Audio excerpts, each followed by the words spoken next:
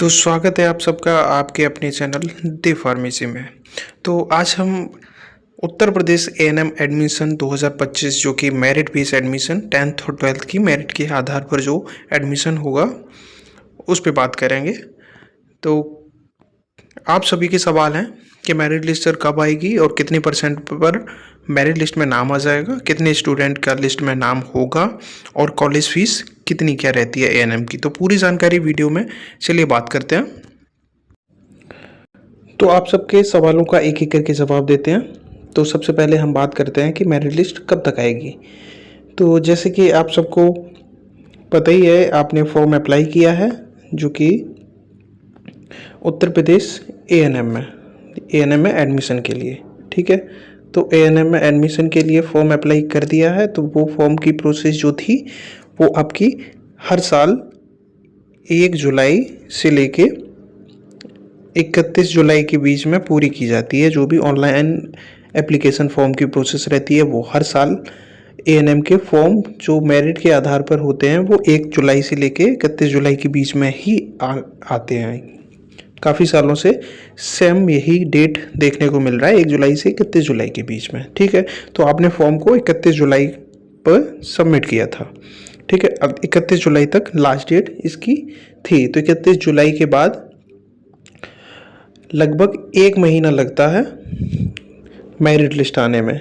लगभग 1 मंथ तो ले ही लेते हैं।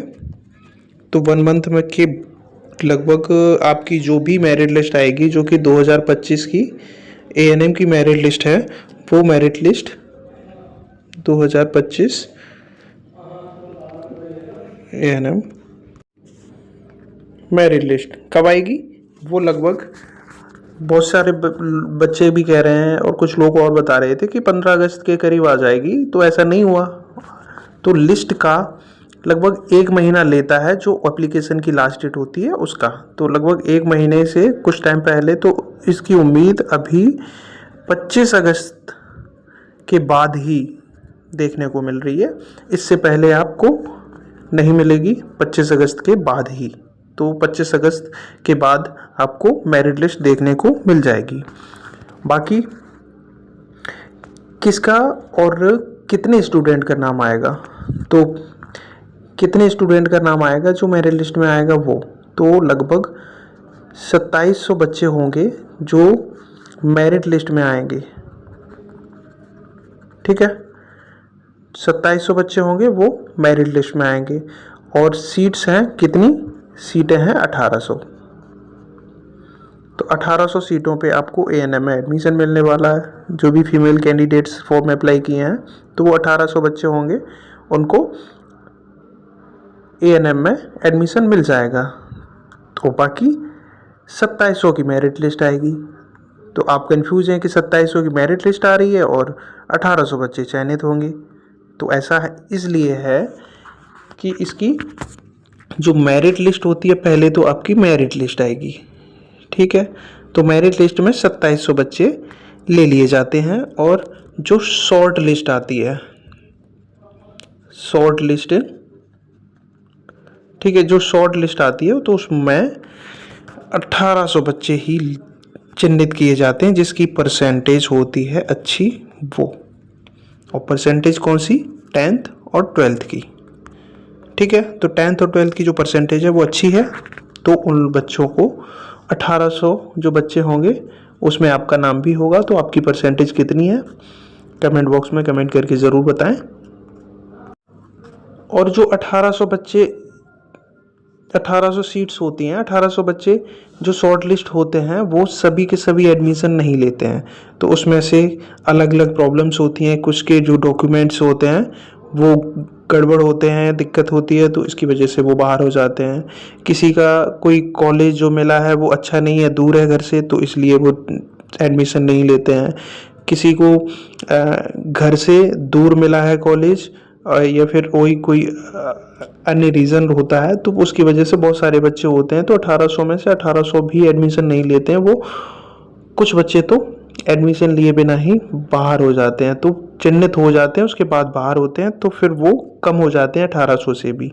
तो फिर बाकी बच्चे जो 2700 होते हैं उनमें से जो 1800 तो ले लिए जाते हैं, तो 1800 के बाद जो 2700 के बीच में जो बच्चे आते हैं जिसकी परसेंटेज अच्छी होती है तो उनको ले लेते हैं फिर। तो इसलिए 2700 बच्चों का मेरिट लिस्ट में नाम होता है। ठीक है, तो ये रीज़न होता है। अब बात कर लेते हैं कि कितनी परसेंटेज पे एडमिशन मिल जाता है।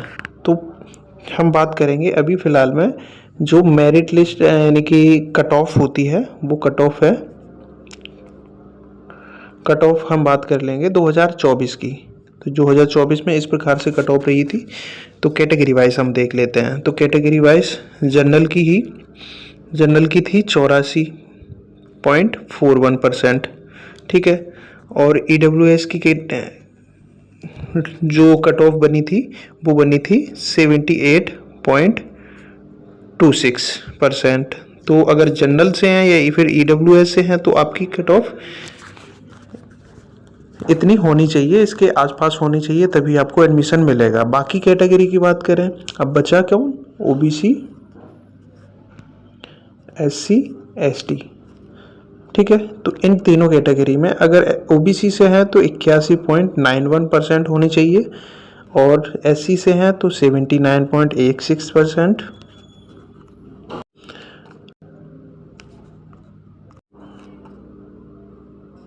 और अगर यदि आपको ST से हैं तो 75.78%। तो आप किस कैटेगरी से बिलोंग करते हो, आपकी परसेंटेज कितनी है, कमेंट बॉक्स में ज़रूर बताएं। तो जो मैंने अभी परसेंटेज का क्राइटेरिया बताया है, इसके आसपास भी अगर आपकी परसेंटेज बनती है तो आपका 1800 की जो शॉर्ट लिस्ट आती है, जो बच्चे शॉर्ट लिस्ट होते हैं और जिसका एडमिशन होता है, तो उसमें आपका नाम देखने को मिल जाएगा आपको। अब बात होती है कि सर कॉलेज की फ़ीस क्या है, यानी कि आप लोगों का सवाल है कि सर फीस क्या लगती है। तो फीस मैं बता दूं तो कॉलेज की फ़ीस आपकी ज़ीरो है, कोई फ़ीस नहीं।